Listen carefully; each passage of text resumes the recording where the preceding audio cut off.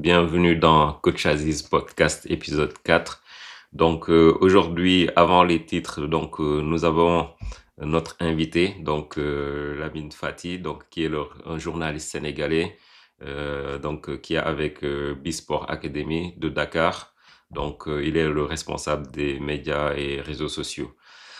Sans plus tarder, les gros titres de cet quatrième épisode Coach Aziz Podcast. On va revenir sur la CAN U17 avec la victoire de nos qui ont battu la Tanzanie hier au penalty de façon héroïque après avoir été menés tout le match.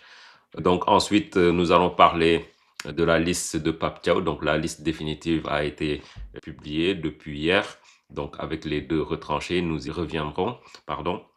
Et ensuite, nous allons passer aussi au débrief du match Sénégal-USA. C'est quoi les tops et les flops pour ce match-là?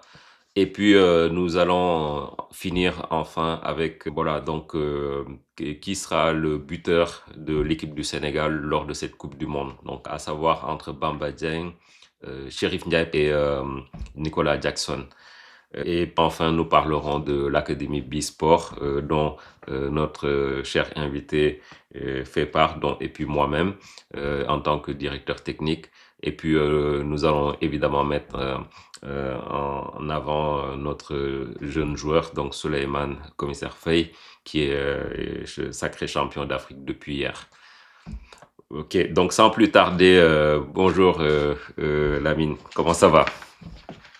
Bonjour Aziz, ça fait plaisir de t'entendre. Oui, pareillement. Donc, je te suis souvent, lors des matchs de Bisport, hein, en ligne. Très, très content de collaborer avec toi et de travailler avec toi. Oui. Alors, comment ça se passe au Sénégal? Bon, déjà, te présenter pour que, voilà, ceux qui te connaissent pas ici, parce que moi, j'ai un public comme 3 continents, entre la France, ceux qui me suivent ici au Canada, et puis ceux qui sont au Sénégal, que eux qui te connaissent un petit peu plus certainement. Donc, peux-tu te présenter rapidement et puis nous parler un peu de ce que tu fais avant qu'on attaque les gros titres? Voilà, merci Aziz, merci de m'avoir invité dans ce podcast, Coach Aziz Podcast, que je suis très régulièrement. Donc, c'est le rendez-vous des sportifs. Et moi, je m'appelle Lamine Fati, je suis journaliste sportif. Donc, j'ai fait mes études ici au Sénégal avant de les poursuivre à Montpellier, en France, à l'université Paul Valéry III. Donc, après, je suis allé en Italie, où j'ai fréquenté l'université Walter Tobacco en Italie. Donc, j'ai travaillé à la Gazzetta dello Sport avant de revenir ici au Sénégal pour m'occuper des clubs. Donc, mais avant de partir en Europe, j'ai pu travailler au journal sportif Stade pendant 2 à 3 ans. Je suis revenu ici au Sénégal. Avant, je suis passé à Oslo Football Academy. J'ai fait de la radio. Donc, dans ma formation, j'ai été formé en presse écrite. Mais j'ai fait de la radio aussi, comme directeur de programme dans le projet communautaire. Donc, après, je suis revenu à Oslo Football Academy alors qu'on était en National 2. Donc, je fais partie des premiers qui ont lancé le live streaming ici au Sénégal avec Oslo Football Academy alors qu'on était en National 2. Donc, après 2 ans, je suis venu ici à Bisport Academy comme membre de la cellule communication, donc pour ça, des réseaux sociaux et autres. Ok. Bah, c'est un très beau parcours, Lamine, avec des expériences au Sénégal, en France, en Italie, et puis aussi sur quelques clubs sénégalais. Est-ce que tu as joué, tu as coaché, donc tu as quand même des connaissances parce qu'on sent que tu es passionné, il y a quelque chose derrière. Voilà, moi, je ne suis pas tombé comme un cheveu dans la soupe. Donc, j'étais footballeur, j'étais un meneur de jeu. Oui. Donc, c'est Abdoulaye Luque qui m'a appris à jouer au football. Ah ouais. Coach Louquet, ouais. Qu'on salue au passage. Hein. J'espère qu'il nous regarde. Hein. Et non, il nous regarde très souvent, très souvent. Okay. Donc, moi, j'ai été footballeur. Donc, j'ai très tôt arrêté ma carrière de footballeur parce que je ne pouvais pas allier les études et le foot. Et comme mon père ne voulait pas que j'ai pu arrêter le foot pour me consacrer au journalisme. Et pour le journalisme, je pouvais faire journalisme journaliste économique ou journaliste d'investigation. Donc, moi, j'ai choisi le sport pour rester dans le milieu du foot. C'est pourquoi je suis à l'aise quand je commente les matchs. Parce que c'est quelque chose que j'ai vécu en tant que footballeur. C'est une sorte de continuité de ce que je faisais. Ouais. Non, non, mais écoute, on le sent bien, hein. Moi, quand j'écoute les matchs de Bisport, je vois bien que tu es à l'aise, comment tu animes, les actions et tout, l'intonation de la voix et tout. Ça se voit que, voilà, donc, que on sent cette passion derrière. Donc, voilà. Mais bon, je suis content que, voilà, que tu aies pu avoir toute cette expérience-là et puis en même temps diriger notre cellule communication qui se gère quand même de façon très professionnelle. Je peux te dire que peut-être tu le sais pas, mais je te prends même comme exemple ici avec des académies ou clubs je travaille pour leur montrer nous ce qu'on fait au Sénégal. Ils sont souvent épatés de la qualité de ce que vous faites. Donc, fallait que je vous le dise. Je te l'ai jamais dit personnellement, mais là, ça tombe bien. Écoute, là, aujourd'hui, on a un petit peu inversé les rôles. C'est moi qui est en train de te poser les questions alors que c'est toi le journaliste. Mais je pense que, comme on dit, on va rendre à César ce qui appartient à César. Donc là, c'est toi qui vas peut-être poser les questions, mener les débats. Tu connais les titres. Donc là, on va enchaîner sur la CAN U17 que le Sénégal vient de remporter. Donc déjà, c'est quoi ton impression? Donc la première impression après ce sacre hier soir à Rabat. Un sacre historique, puisque on ne s'y attendait pas au début, puisque le Sénégal a trébuché d'entrée face à l'Afrique du Sud 2-1 après avoir mené au score. Donc, en fin de première période, ils ont été renversés par les Sud-Africains. Donc, tout le monde, les critiques fusaient de partout, surtout par rapport au sélectionneur, il n'a pas pris les bons joueurs. Donc, toutes sortes de critiques, il les a essuyées. Donc, après, il a pu redresser cette équipe pour les mettre dans les bonnes conditions de performance. Aujourd'hui, il a réussi à gagner ce titre historique, comme je le disais, puisque le Sénégal fait partie maintenant du quota des équipes des les plus titrées dans cette compétition. Et le Sénégal rejoint l'Égypte, le Cameroun, le Ghana, la Gambie, mais aussi le Mali. Donc, qui ont gagné 2 titres. Le Sénégal vient de gagner son titre et c'est de bon augure pour le football sénégalais. Oui, effectivement, donc je pense que voilà, nous nous réjouissons en tant que Sénégalais tous de ce sacre, d'autant plus que c'est au Maroc, donc avec tout ce qui s'est passé aussi avec l'équipe première, on se doute bien que ça a une saveur particulière de gagner ce deuxième titre continental là pour cette catégorie-là de U17. Donc si je reviens sur la partie, on va dire plus tactique, on va dire du match. Donc tu sais très bien que le Sénégal hier bon, c'est fait cueillir, voilà, à froid. Donc, d'entrée de jeu, les Tanzaniens ont pu marquer un but. Donc, le Sénégal courait après le score. Est-ce que tu as douté pendant un moment que le Sénégal ne parvienne pas à marquer, surtout quand on a vu ce qui s'est passé jusqu'à la mi-temps? Parce que jusqu'à présent, ils ont, du début à la demi-finale, donc, ils ont joué des matchs positifs, des matchs où ils ont eu des difficultés. Mais hier, on sentait la maîtrise technique. On sentait que les joueurs avaient cette rage de vaincre. Ils savaient à tout moment qu'ils pouvaient revenir dans ce match. Je ne sais pas si c'est l'enjeu qui faisait que le stress se visait sur leur visage. Mais moi, je n'ai jamais douté de la qualité de nos joueurs. Et ils m'ont donné raison, puisqu'ils ont pu égaliser et arracher la victoire au tir au but. Et ça, c'est le mérite du coach qui a su garder le staff qui était là, avec notamment Aïdara et Moussa Diatta. Donc ça, on lui rend un hommage par rapport à ce titre qu'il a gagné, le deuxième titre du Sénégal. Un premier titre, c'est toujours historique, mais celui-là, c'est encore plus que significatif, puisqu'on l'a gagné au Maroc dans un contexte vraiment particulier. Oui, effectivement. Bah, on sait que le coach Sané, évidemment, comme tu l'as dit, souhaitait garder voilà son staff, comme tu l'as mentionné, Haïdar et tous les autres. On peut saluer aussi le travail du nouveau directeur technique, même si aujourd'hui, bon, voilà, il n'a pas encore la main mise sur voilà tous les sélections et puis modeler tout. il a eu quand même le mérite d'appeler Lamine Sané, donc qui était quand même un ancien international sénégalais, faut le rappeler. Et voilà, donc moi je salue voilà le fait de chercher des jeunes parce qu'on sait que c'est quelqu'un qui est de notre génération, donc il a le temps d'apprendre plus le métier et puis de faire peut-être le chemin comme les Pape Thiaw, Aliou Cissé l'ont fait. Mais pour revenir au match, moi j'ai personnellement senti que d'entrée de jeu, oui, il y avait un peu de crispation, on pouvait le dire, mais c'est une finale, c'est normal. Donc, notamment la première finale pour la première participation aussi hein, de coach Sané, faut quand même le saluer. Maintenant, au niveau de la préparation, je pense que oui, peut-être que l'enjeu faisait que d'entrée, les joueurs étaient un petit peu voilà, crispés. Et puis d'entrée de jeu, comme on l'a vu sur une combinaison bien amenée par l'équipe tanzanienne, ils ont pu marquer voilà le but. On va dire de façon très habile. Hein. Donc le joueur il marque sur une touche avec une passe et remise de l'attaquant. Maintenant, moi personnellement, j'ai trouvé que au niveau de l'intensité, bon, on s'est fait un petit peu bouger et donc ils étaient au-dessus de nous sur ce plan-là, sur les 20, 30 voire 30 premières minutes. Donc euh, on a essayé de repartir, d'enclencher la deuxième, mais on sentait que au niveau de la puissance physique, l'équipe tanzanienne avait quelque chose au-dessus sur ces moments-là. Donc, qu'est-ce que tu penses de ça?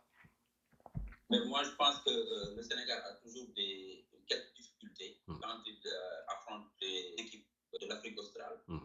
Parce qu'on se souvient l'année dernière, lors de la Coupe du Monde 2000, la Coupe du Monde U17 au Qatar.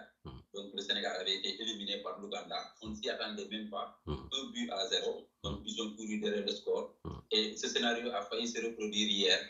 Donc parce que cette année, sans complexe, ce sont des joueurs qui sont très habiles, très habiles. Et ce sont des joueurs qui évoluent pour la plupart dans le championnat et qui se connaissent, qui prennent du plaisir à jouer.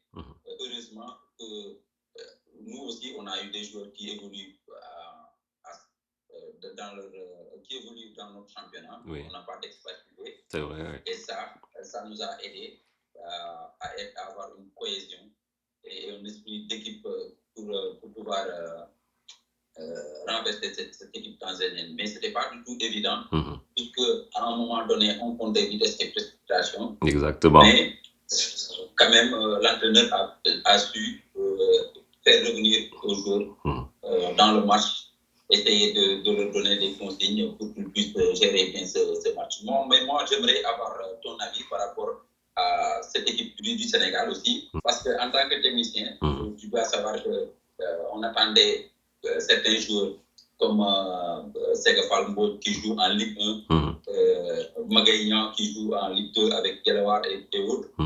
Mais c'est plutôt le gardien de but, évidemment, qui s'est détaché du lot, et Clément Commissaire Paye, qui a vraiment déverrouillé la situation. Les verrous quand il fallait.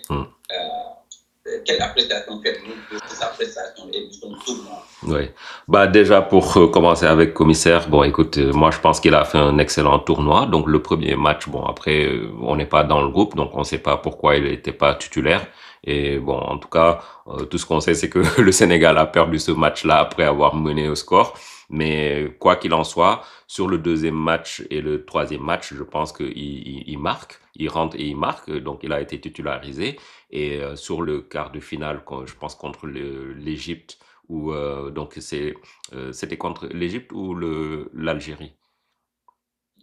L'Algérie, ouais. Donc je pense qu'il marque aussi non, il fait la passe qui ramène le but et on peut dire que voilà, son tournoi abouti pour lui. Donc si je me trompe pas, il a 2 ou 3 buts marqués.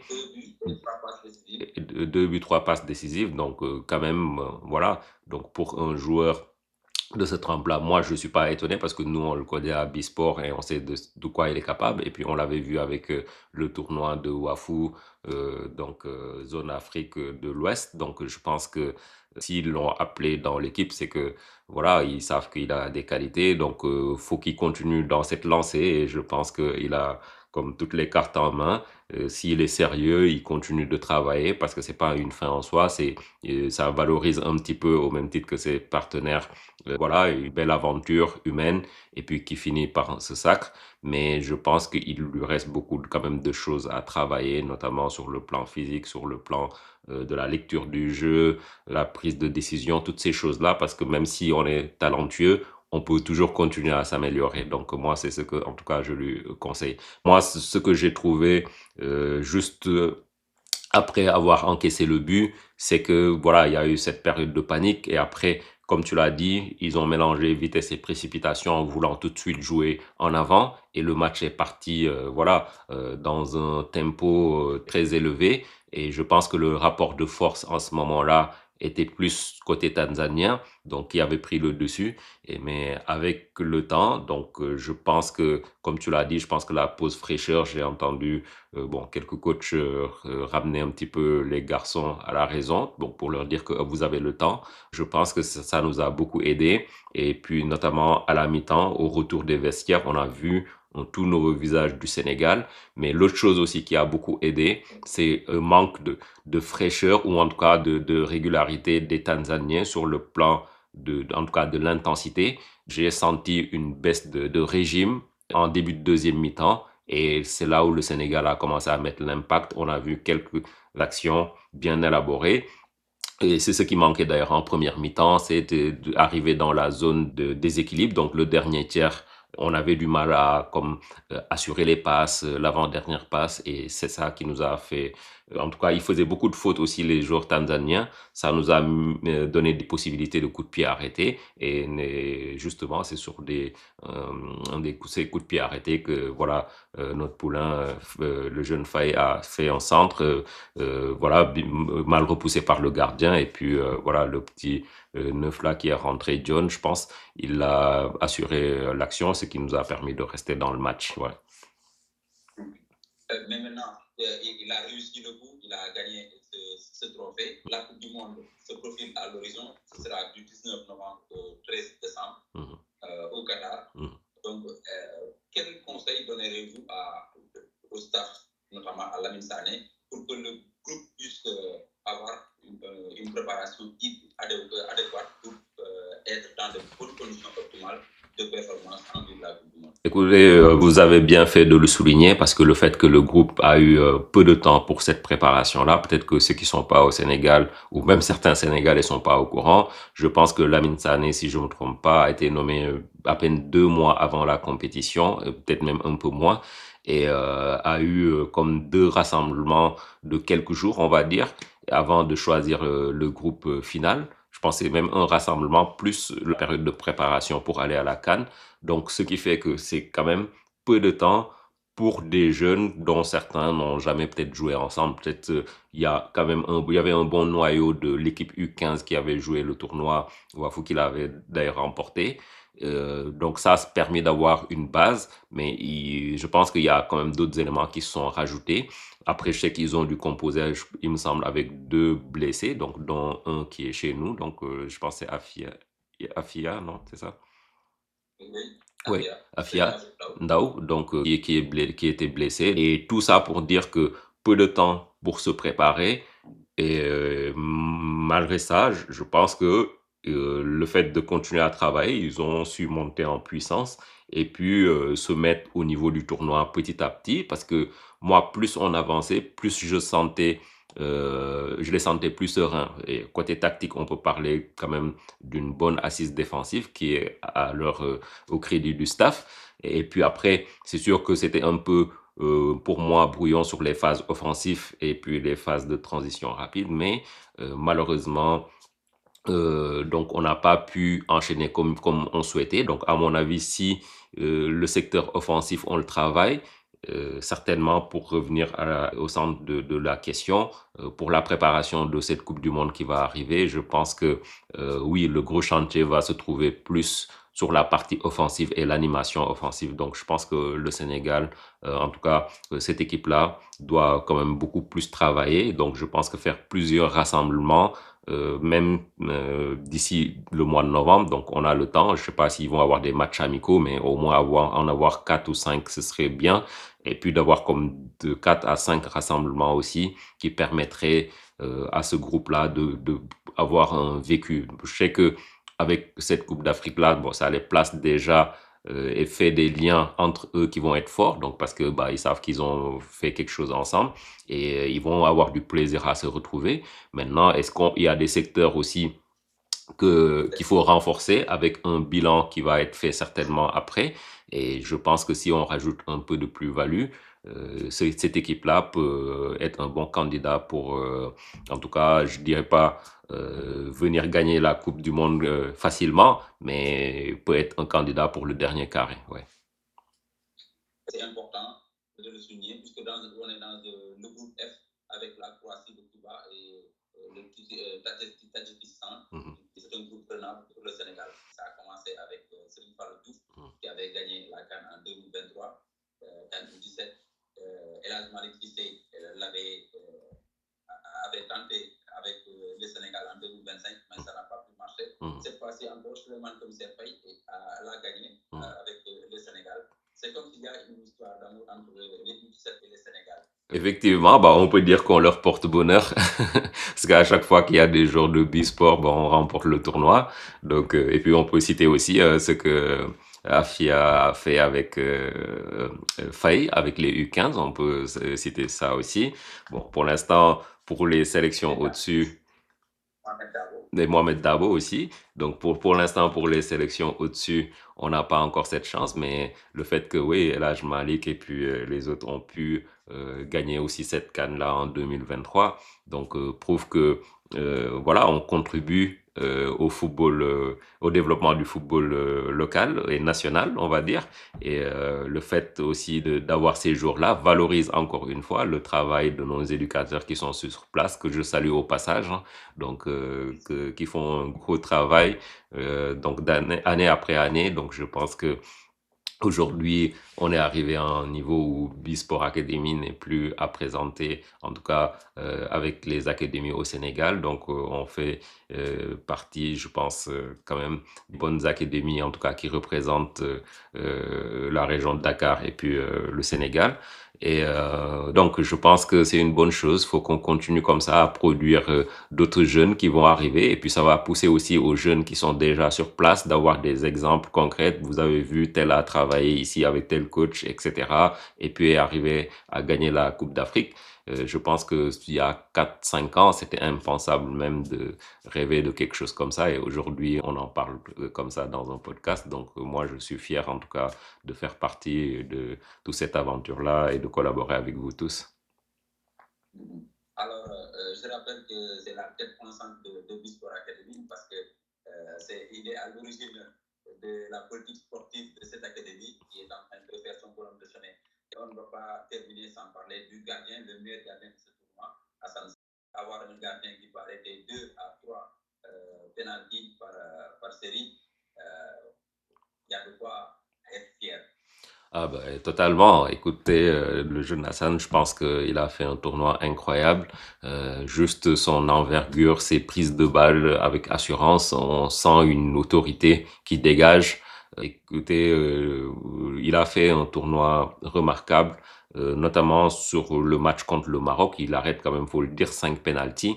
Donc, et puis pendant le match aussi, il a sauvé quand même des actions qui auraient pu coûter plus cher le Sénégal, je pense. Donc, il les a gardés. Donc, je pense qu'il a pu, en tout cas, faire des parades qui ont gardé le Sénégal dans le match. Donc, aujourd'hui, ça m'étonne pas qu'il soit nommé le meilleur gardien du tournoi. Et espérons que, voilà, qu'il continue comme ça. Et puis, il y a les autres sélections au-dessus. Et je pense que il y a une bonne relève. C'est rassurant pour le côté des gardiens au Sénégal. C'est une belle transition pour parler de l'équipe nationale senior qui prépare le mondial. La liste, la fameuse liste du Sénégal, on l'attendait. Bacchio avait déjà en premier sorti une liste de 28 joueurs. Donc, avant-hier, il y a 2 joueurs qui ont été éliminés, Moustapha Mbow et Ilaï Kamara. Et quelle lecture faites-vous de cette liste de Bacchio? Écoutez, sur la liste, moi personnellement, je suis pas surpris parce que d'entrée, peut-être c'est les deux joueurs, en tout cas Moustapha Mbow, sa sélection m'avait interpellé parce que au détriment de, bon, tout le monde en a parlé, moi-même j'en ai parlé sur l'épisode 2, le cas Malang Sarr, d'autant plus que Koulibaly était sur pied, mais pour Ilaï Kamara, bon, c'était plutôt logique parce qu'il ne faisait pas partie de ceux qui ont été à la CAN. Donc, Papito a voulu lui donner sa chance pour voir ce qu'il valait, au même titre que Mbo, mais je pense qu'on l'a pas vu sur le match contre USA. Donc, peut-être que lui, sa décision, c'était plus lié à ce qu'il a fait à l'entraînement. Mais pour le cas de Mbo, je pense qu'il est passé à côté de son match, malheureusement, malgré qu'il a fait une très bonne saison avec le Paris FC. C'est pas pour enterrer le joueur, mais en équipe nationale, le niveau est plus exigeant. Donc aujourd'hui, faut qu'il retourne en club, qu'il travaille comme il l'a fait et puis qu'il prenne plus d'expérience et puis son heure arrivera. Il y a d'autres compétitions qui arrivent, il reste jeune. Donc et puis on sait que voilà, Koulibaly quoi qu'on dise certainement, bon je sais pas s'il jouera à la prochaine CAN mais ça c'est sa dernière Coupe du monde donc ce qui laisse la place ouverte à des jeunes comme ça qui sont à la porte de l'équipe. Ouais. Mais moi je trouve que sur les choix je suis pas dubitatif. C'est juste que c'est deux défenseurs, alors que c'est le secteur où on a plus de besoins pour moi. Hein. Donc, mais sinon, je trouve les deux comme qui sont sortis de la liste logique. Ouais. Cette liste semble équilibrée ou pas par rapport au choix des postes? Non, moi, selon moi, non, parce que on n'a pas de d'attaquant de pointe. Je pense que bon, on l'a mis parmi les sous-titres, donc on va y revenir tout à l'heure. Parce que Nicolas Jackson, personnellement, je trouve pas que c'est un numéro 9 type, donc un numéro 9 buteur qui est là, style Inzaghi, qui marque des buts. Bon, après, tu peux avoir Sheriff Ndiaye et Bamba Dieng, que je trouve qu'ils ont un petit peu les mêmes profils, même si Sheriff est un peu plus bon peut-être dans le jeu aérien, donc je trouve parce qu'il est un peu plus grand, mais sinon, si on voit côté puissance, côté voilà, la façon dont il porte le ballon, etc., c'est un petit peu pour moi les mêmes profils. On aurait dû inclure pour moi un profil différent, style Habib Diallo, Boulaye Dia ou peut-être pourquoi pas Mbaye Diagne qui est comme je pense le meilleur buteur sénégalais je pense pour cette saison 2025-2026. Bon, après, je peux comprendre que pour certains, voilà, il était avec l'ancienne génération, mais il a joué avec des joueurs qui sont toujours là, comme Koulibaly, Ganegé, etc. Je pense qu'on aurait pu peut-être avoir quelqu'un d'expérimenté comme ça pour ce type de tournoi. Ouais. Maintenant, revenons sur le match amical à 2 semaines de l'entrée à liste du Sénégal, des champions d'Afrique. Ouais. Le Sénégal perd face aux États-Unis, 3-2. Une défaite qui interroge, non? Ah bah oui, donc c'est quoi ton aperçu? Mais moi, après, je vais revenir tout à l'heure sur le fait de comment, sur la gestion du match. Oui, il y a des choses à dire, mais il faut relativiser parce que j'aimerais juste dire que c'était un match amical. C'était un match aussi, il fallait voir certains. L'équipe américaine a carrément changé de 11, à part un joueur qui n'est pas sorti, je pense, à la mi-temps. Donc, bon, on peut pas tirer des enseignements sur ce match-là, parce que c'était pas un match coupéré ou un match vital pour continuer à exister. Mais moi, j'aimerais, en tant que journaliste et observateur, et tu suis l'équipe nationale, c'est quoi ton impression par rapport à ce match-là? Moi, je pense que le Sénégal a cette fâcheuse habitude de mal débuter ses rencontres depuis quelques temps, comme ce fut le cas contre l'Angleterre. Mais dans ce match, on a pu renverser cette équipe anglaise, 3-2. Mais là, ce n'était pas possible du tout. Vu qu'on a mal démarré cette rencontre, on a été pris de vitesse. Donc, il y avait des automatismes qui n'étaient pas là, puisque la majeure partie des joueurs qui ont été titularisés dans ce match n'ont pas beaucoup joué cette saison. Ils reviennent de deux blessures. Le Sénégal a encaissé 2 buts en moins de 20 minutes, ce qui n'arrive pas très souvent. Heureusement qu'on a mis un but juste avant la mi-temps et on est revenu à 2 buts partout en seconde période, en début de seconde période. Malheureusement, on a eu des errements dans ce match et c'est des matchs qui vont servir au coach pour se rectifier. Est-ce qu'il aura le temps?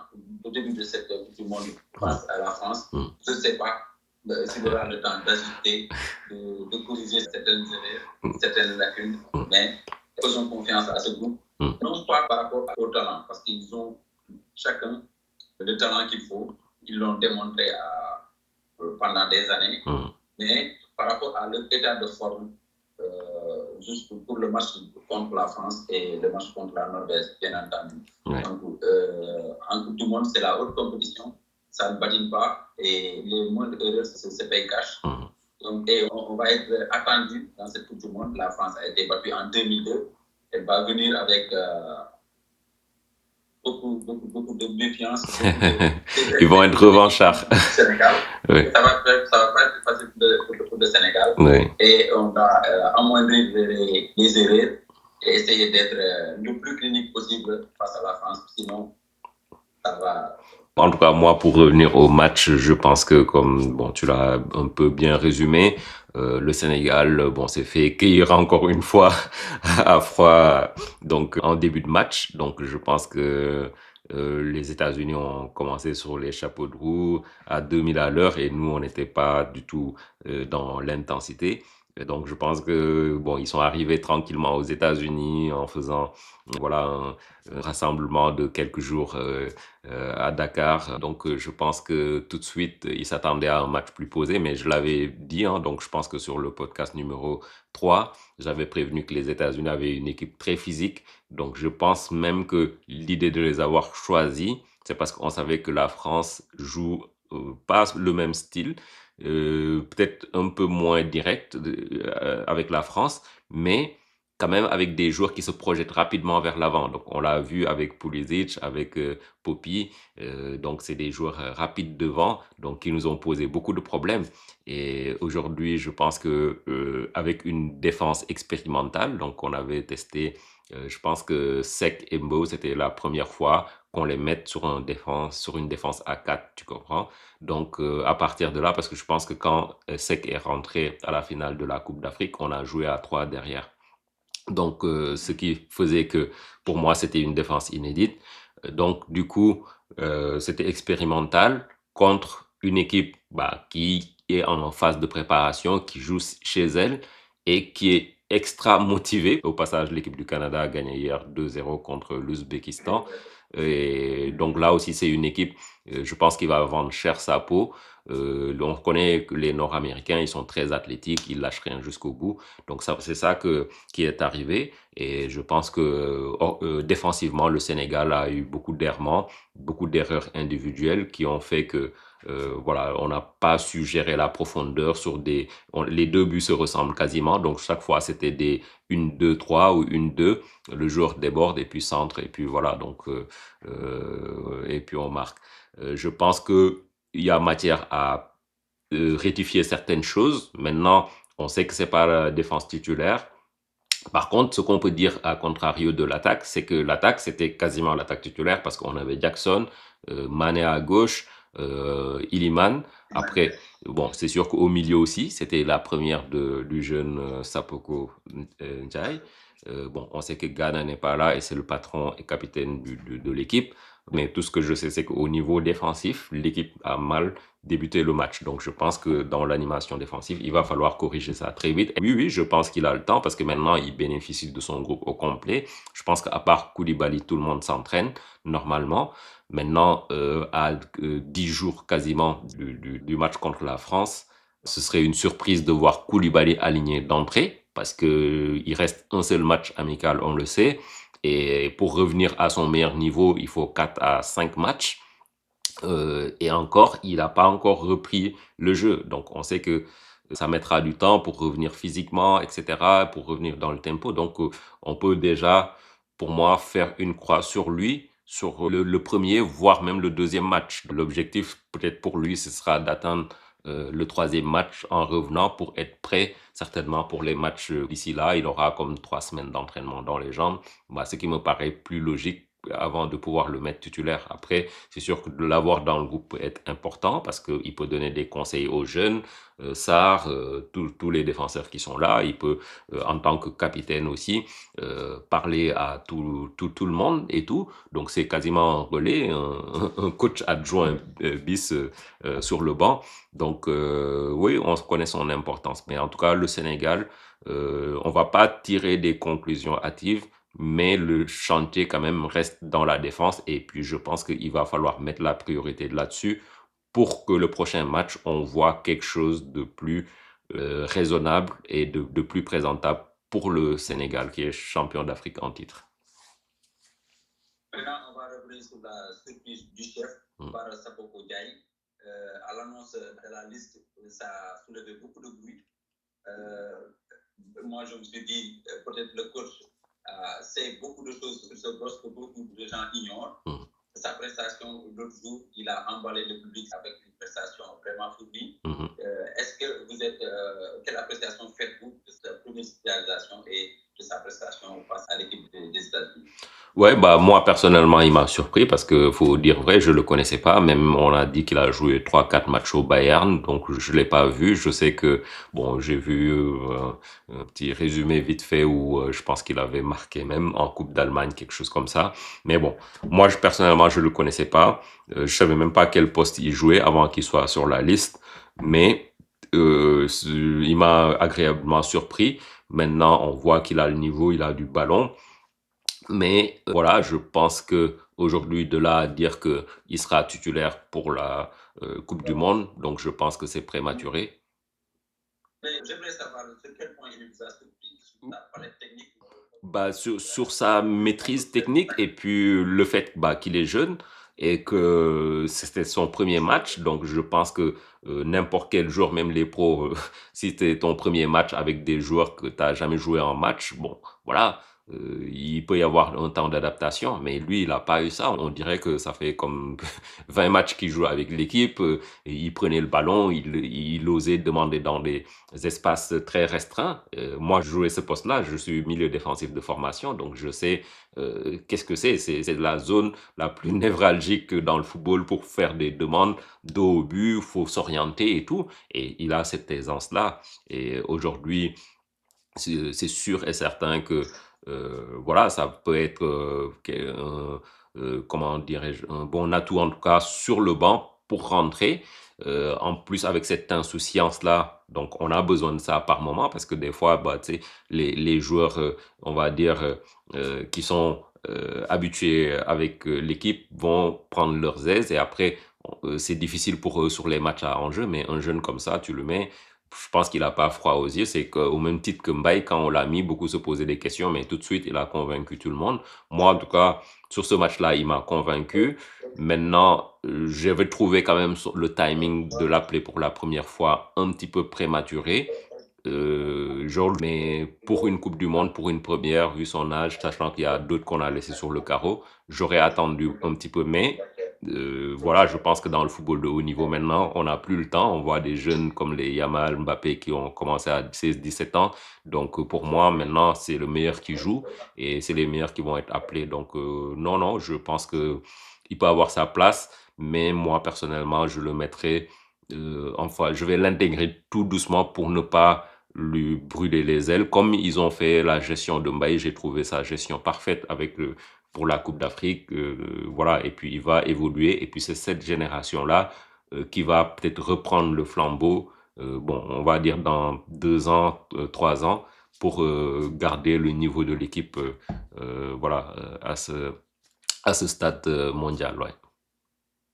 Maintenant, pour Hassan Diaw, sa venue au Sénégal a soulevé aussi beaucoup de bruit. Donc, depuis qu'il est là, on est resté sur nos fins. Moi, personnellement, je suis resté sur ma fin. On attend toujours de matchs de référence. Êtes-vous convaincu qu'il peut être la surprise de ce mondial du côté du Sénégal? Bah, il pourrait. Moi aussi, je suis un peu sur ma faim parce qu'on l'avait annoncé comme voilà, donc voilà le futur Sadio Mané ou en tout cas peu importe là, chacun y allait de son avis. C'est sûr qu'une chose est sûre, c'est qu'il est très talentueux, il a des qualités, puissance physique, un peu à l'image de Mbaye, mais sous un autre registre, je trouve. Peut-être un peu plus polyvalent aussi, je trouve. Mais je pense que sa blessure cette année l'a un peu ralenti, l'a cassé dans son élan parce que je l'ai trouvé comme mieux quand il était au Betis Séville. Et la première année, comme encore ça allait, mais sur cette année-là, on peut pas dire qu'il a fait une bonne saison parce qu'il a manqué comme les trois quarts de la saison. Et revenir comme ça après, bon, on va dire quelques matchs moyens quand il est retourné de blessure, je trouve que personnellement aussi son cas interpelle, d'autant plus que dans ce secteur-là, on avait quand même d'autres joueurs qui étaient présents ici. Bon, je pense à Boulaïdia par exemple, qui pouvait aussi jouer sur le côté. Donc lui, il a gros, très très gros à jouer pour cette Coupe du Monde. Si s'il fait une bonne Coupe du Monde, c'est sûr que voilà, il peut maintenant prétendre à pas être un cadre de l'équipe, mais être comme voilà quelqu'un qui a sa place à part entière dans le groupe. Mais s'il rate sa Coupe du Monde, je pense qu'il sera en danger pour la prochaine CAN, ouais. Il sera en danger pour la prochaine CAN. C'est autant pour deux autres joueurs. On a comme l'impression qu'en sélection, c'est un tout autre univers parce qu'il y a des joueurs qui sont très performants en club et qui, en sélection, laissent tout le monde pantois parce que le cas d'Ismaël Essar et est-ce que ce mondial va être, entre guillemets, leur dernière chance de montrer qu'ils peuvent porter le Sénégal vers une belle Coupe du Monde. Ouais, bah c'est sûr que déjà il y a une différence entre sélection et jouer en club. Parce qu'en club, bon voilà, donc on a des joueurs d'un peu partout et puis on a un projet de jeu qui est mieux défini parce que bah, on s'entraîne avec ce même projet et ces mêmes principes de jeu-là durant toute la saison. Donc c'est fait en amont et puis il y a des automatismes qui se créent alors qu'en sélection, vous rejoignez, donc le nom l'indique, c'est une sélection. Maintenant, le sélectionneur, donc qui est comme le responsable technique, a peu de temps pour ajuster ce qu'il a envie de faire. D'autant plus que souvent, c'est pas les mêmes joueurs qui sont appelés, donc ça veut dire que ça change en permanence. Mais par contre, tu peux garder la même vision et puis le même projet de jeu, mais par moment, les blessures, les caractéristiques des joueurs font que tu dois t'adapter aux joueurs que tu as. Tu peux pas dire qu'aujourd'hui, moi, je joue en 4-4-2 et puis après, tu te retrouves avec des joueurs bah, qui sont pas performants sur un 4-4-2. Donc, ça veut dire qu'un sélectionneur est fait pour s'adapter en permanence en fonction de ce qui se présente devant lui. Et ça aussi, c'est compliqué parce que d'un rassemblement à un autre, bah, le projet peut changer un petit peu ou peut être modifié ou peut être ajusté. Et donc, ce qui fait que oui, je pense que des joueurs comme Ismaël Sarr, dont je pense que ça va être sa dernière Coupe du Monde aussi, Pathé Ciss, donc oui, ils jouent gros aussi, ils doivent montrer parce que Ismaël Sarr, c'est le joueur qu'on attendait pour qu'il prenne le flambeau juste après Sadio Mané quand on a senti que Sadio baissait un petit peu. Mais en fait, en réalité, il l'a jamais fait. Il l'a fait en intermittence. Il y a des moments sur des qualifications, il est capable de nous sortir, faire un doublé, des trucs comme ça. Mais par moment, il n'a pas répondu présent quand on avait vraiment besoin de lui.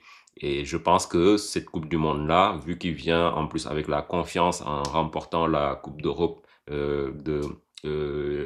enfin, Coupe d'Europe de Conférence League, il va certainement revenir avec la confiance. Il a fait une bonne fin de saison. Il faut qu'il surfe sur ça et arriver et confirmer enfin et mettre les Sénégalais d'accord pour qu'on lui rende un petit peu, voilà, pour service rendu, pour tout ce qu'il a fait pour le Sénégal et toutes les attentes qui ont été placées en lui, maintenant les confirmer. Pour Pathé Ciss, beaucoup d'espoir placé en lui, comme on l'a dit avec Sadio, donc lui, ça devait être le remplaçant de Ghana, des Cheikhou Kouyaté et tout, mais on sent qu'il a du mal à passer ce cap-là.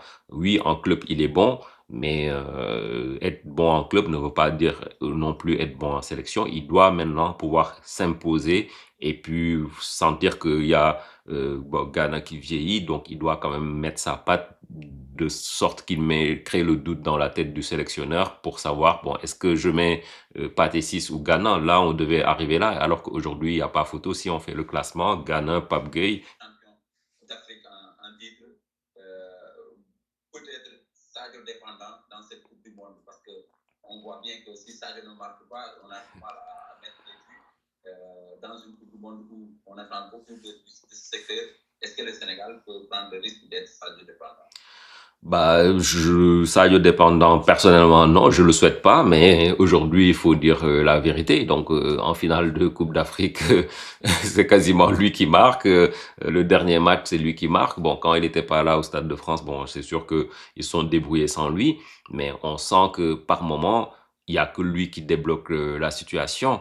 Donc, il faut à un moment donné euh, varier les possibilités pour pouvoir être moins prévisible. Mais si c'est toujours Sadio Mané qui marque et puis Sadio Mané est muselé dans son coin, voilà, on sait que les dés sont jetés, donc on est mort. Donc je pense qu'il va falloir trouver une sorte d'animation offensive, que d'autres joueurs soient à la conclusion. Aujourd'hui, on peut pas aussi s'attendre que d'autres joueurs, que leur tâche première c'est pas de marquer, qui marque des buts. Il faut que ce soit Nicolas Jackson, il faut que ce soit Ismaël Assar, Iliman Ndiaye. Il faut que les attaquants prennent plus de responsabilités et prennent plus de poids devant.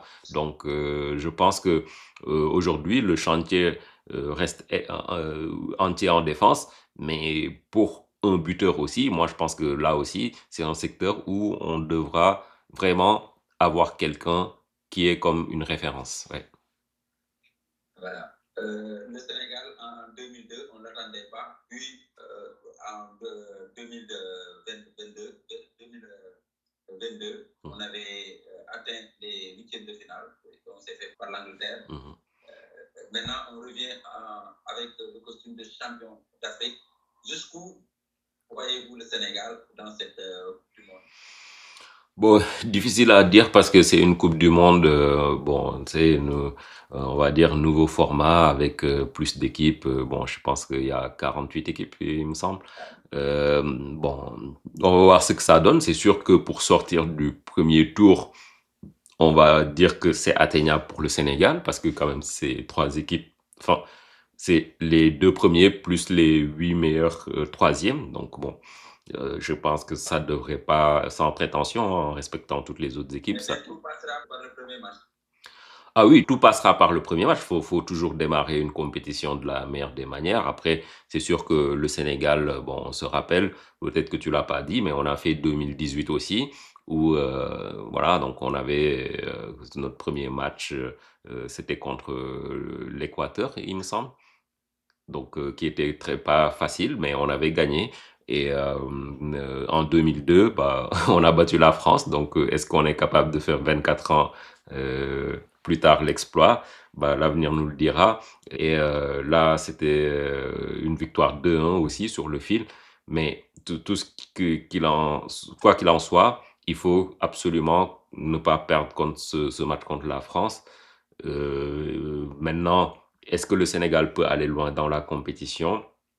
Je pense que oui, parce que si on arrive à sortir en tant que premier ou deuxième de notre groupe, c'est sûr que oui, on peut prétendre. Maintenant, sortir troisième, c'est un peu risqué parce que on risque de rencontrer des premiers des autres groupes et ça peut créer des matchs tout de suite voilà, on le souhaite pas contre une grosse équipe et on ne sait jamais ce qui peut se passer. Mais oui, le Sénégal a aujourd'hui les moyens de viser clairement le dernier carré sur cette compétition. Oui. Voilà, vous êtes au Canada. Là-bas, comment ça se passe? Ou bien aux États-Unis aussi. La communauté sénégalaise, on l'a vu contre les États-Unis. Ils se sont mobilisés et la communauté s'est mobilisée très fortement pour venir soutenir cette équipe. Et c'est très important pour cette équipe du Sénégal. Pensez-vous qu'il y aura l'engouement qu'il y avait durant la CAN au mondial américain? Oui, peut-être tout à fait. Les Sénégalais se mobilisent ici. En tout cas, j'ai vu passer des vidéos, etc., des appels au soutien, parce que justement, ils veulent faire le 12e Gaïndé ici, en tout cas le 12e Gaïndé bis, si on peut l'appeler comme ça, parce qu'ils savent qu'il y a des problèmes pour nos supporters sénégalais se procurer les visas et puis même aussi les billets, c'est très compliqué. Donc aujourd'hui, oui, donc ils sont mobilisés, ils sont organisés pour prendre le relais justement de ce 12e Gaïndé, en tout cas avec en collaboration avec les autorités ici, donc de l'ambassade, le regroupement des Sénégalais du Canada et des États-Unis. Ils sont en train de discuter pour justement faire des caravanes. Moi, je sais qu'il y a des caravanes qui partent de Montréal pour aller supporter l'équipe nationale à New York pour les 2 matchs, et puis une autre caravane partira d'ici pour aller à Toronto. Donc, ouais, donc oui, les Sénégalais sont mobilisés, sont prêts, malgré que les billets sont chers. J'en ai discuté avec quelques personnes donc qui sont dans mon entourage ici. Et donc ils ont des difficultés, oui, à trouver des billets, surtout les billets pour le match de New York. Les 2 matchs de New York, c'est compliqué. Les matchs de Toronto, c'est un peu plus facile, mais ça reste quand même cher pour même des Sénégalais qui sont ici. Donc à plus forte raison des Sénégalais qui sont au Sénégal et qui devraient venir en payant le billet. Encore, ils sont pas sûrs d'avoir le visa. Il y aura une mobilisation, donc le Sénégal sera très soutenu. On sait qu'à New York, New Jersey, et puis tout ce secteur-là, en tout cas sur la côte Est, il y a beaucoup de Sénégalais, Washington, Philadelphie, etc. Donc, faut s'attendre à avoir, oui, donc une forte communauté sénégalaise qui va venir soutenir l'équipe, et puis pareillement aussi au Canada. Le dernier match amical, ce sera le 9 contre l'Arabie Saoudite. Est-ce que pour le coach Pacquiao, ce sera une façon de faire la revue des troupes, ou bien il va toujours, il va encore casser son jeu à quelques jours même du match contre la France? Bah, je pense que, en tout cas, les derniers réglages devraient être faits. Après, c'est sûr qu'il peut pas certainement tout dévoiler parce qu'il sait qu'il va être scruté par la France au même titre que les 2 autres équipes qu'on va jouer. Maintenant, il n'est pas obligé de mettre comme toute son animation. Ça, il peut le travailler à l'entraînement et puis après, peut-être avoir un plan B, plan C euh, pour justement brouiller un peu les pistes. Mais ce qui est important pour moi, c'est le contenu et comportement des joueurs individuellement et collectivement. Donc, si ça, c'est compris, après le reste, voilà, ça peut être stratégique. Il y a des équipes, peu importe l'adversaire, ils vont pas cacher leur stratégie, ils vont jouer parce qu'ils sont sûrs d'eux, de ce qu'ils font.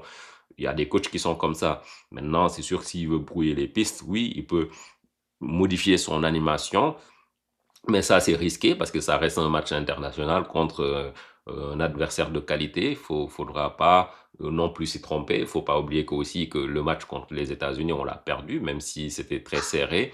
C'est quand même un match perdu. Après, on peut toujours dire oui, il y a 2 buts, c'est des erreurs individuelles, mais justement, un match, c'est fait de succession d'erreurs pour qu'il puisse y avoir 2 buts. En tout cas, oui, pour moi, le Sénégal est attendu parce que c'est important d'attaquer un tournoi en prenant de la confiance lors des derniers matchs. Et là, on sort d'une défaite. Imagine, le Sénégal rentre dans la compétition avec 2 défaites sur ces 2 derniers matchs. Donc, je pense que pour le statut du Sénégal, ça fait tâche. Donc, oui, ils auront à cœur de se reprendre et je sais que les joueurs vont être prêts. Maintenant, tout ce que je dois préciser, c'est que peut-être que tout le monde n'est pas au courant, mais aux États-Unis, il fait excessivement chaud pendant cette période-là, au même titre qu'au Canada. Le match va se jouer au Texas. On a vu sur le match de Charlotte, même il faisait chaud, beaucoup d'humidité. Les températures peuvent monter jusqu'à plus de 35-40 degrés à l'ombre. Donc, les ressources et les organismes vont être beaucoup sollicités. Donc, c'est à eux de voir comment ils gèrent, qu'ils vont gérer toute cette partie-là. Et puis, il y a aussi les voyagements qui sont longs. C'est des distances qui sont longues. Partir du Texas jusqu'à New York, par exemple, c'est 5 heures de vol quasiment. Donc voilà, c'est comme tu quittes Dakar, tu vas à Madrid ou à Paris, tu vois. Donc ça, c'est quelque chose aussi, il faudra gérer. Mais quoi qu'il en soit, c'est qu'il faut que le Sénégal arrive le 16 juin en forme, en face d'une équipe française de qualité et qui vont vouloir être très revanchards, comme tu as dit.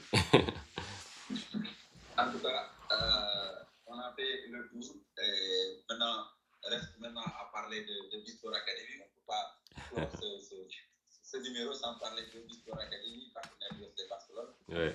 Et régional en 2023, vainqueur de la Coupe du Sénégal en 2023. Et est finaliste du Sénégal cette année. Ouais. Que voulez-vous savoir sur Bisport Academy?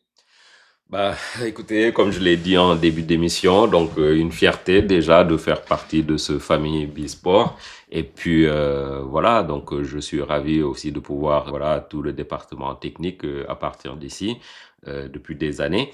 Donc aujourd'hui, bon voilà, malheureusement on a perdu la finale avec les cadets qui se sont vaillamment battus. Mais pour nous, l'important c'est ailleurs, même si on voulait gagner évidemment. Aujourd'hui, il faut les féliciter, féliciter le coach, le staff technique qui travaille et qui a soutenu l'équipe, vous-même aussi qui suit l'équipe sans relâche. Et je pense que c'est important aussi de continuer le développement comme on le fait, de travailler avec les jeunes et de les pousser à la performance. Je pense qu'il est important aussi pour que notre équipe première cette année qui joue la finale. D'ailleurs, j'ai félicité coach Ouzin avant-hier pour sa victoire 2-0 contre l'équipe Bloc 16, je crois. Et donc, je sais qu'il y a un match retour. Et évidemment, on espère de tout cœur que voilà qu'il se qualifie. Donc là, je sais qu'il est à 3 matchs de la montée, on va dire. Donc, on lui souhaite de tout cœur que ça se passe bien cette saison et puis qu'on accède au niveau supérieur. Je sais aussi que les U19, voilà, se débrouillent bien en championnat, les petites catégories aussi. Donc, je pense que pour nous, c'est que du bonheur de continuer à travailler ensemble et puis de faire tout pour que nos jeunes soient dans les meilleures dispositions pour évoluer. Ouais. En tout cas, de toute façon, le travail de Bisport Academy est apprécié au Sénégal et bien au-delà de nos frontières, puisque Bisport est en train de participer à des tournois internationaux en Gambie, en Guinée, au Ghana, et c'est que bénéfique pour les joueurs. Donc, n'hésitez pas à venir regarder nos matchs. Rendre visite à cette équipe, cette académie qui est en train d'émerger ici, de s'implanter comme un véritable vivier pour les équipes nationales. En tout cas, ça fait plaisir, moi, de travailler ici. Depuis 3 ans que je suis là, sur le plan média, on sait qu'on n'a rien à envier aux équipes de première division. Donc, de ligue professionnelle. Et on va continuer sur cette lancée de faire rayonner le Bisport sur le plan médiatique et essayer de porter haut le flambeau. Oui. Bon. Mais merci pour ces sages paroles. En tout cas, je te remercie beaucoup pour ce 4e numéro de Coach Aziz Podcast. Donc, je pense que quand ce sera publié, bon, en tout cas, beaucoup de personnes vont certainement liker l'émission. En tout cas, je continue à encourager tout le monde à nous suivre, donc à partager nos vidéos et puis surtout à s'abonner sur ma chaîne, donc Coach Aziz Podcast, donc à l'ordiza ou voilà, quand vous avez la vidéo, vous pouvez juste cliquer sur abonner et puis pour nous suivre, suivez-nous aussi sur les autres réseaux sociaux avec les short vidéos qu'on fait. Voilà, donc si vous avez aussi des commentaires, des suggestions, n'hésitez pas aussi à les mettre les commentaires en dessous. Hein. Donc moi, je réponds à toutes les questions. En tout cas, gros merci à voilà Lamine Fati, donc qui était notre premier invité hein, de Coach Aziz Podcast. Donc faut le rappeler. Hein. Ouais, donc voilà, sans oublier personne, les joueurs, il faut maintenant bien accueillir commissaire, donc qui va arriver certainement bientôt, qui sera de retour à l'académie. C'est quand? Cette nuit. Ah, cette nuit, Inch'Allah. Donc, cette nuit. Et puis, quand il va revenir pour son prochain entraînement, voilà, on l'accueille voilà, comme il se doit. Et puis, voilà. Donc, moi, en tout cas, ce sera toujours un plaisir. Sur les prochaines émissions, on l'espère, on va inviter des coachs, on va inviter le président, tout le monde, la famille Bisport, parce que Coach Aziz Podcast aussi, c'est les coachs de Bisport avec qui je partage. Et puis, j'aimerais dire aussi, cette année, Inch'Allah, je vais venir, voilà, à Dakar et à Bisport. En tout cas, c'est la principale information. non, la principale information, c'est toi l'invité de l'épisode 4.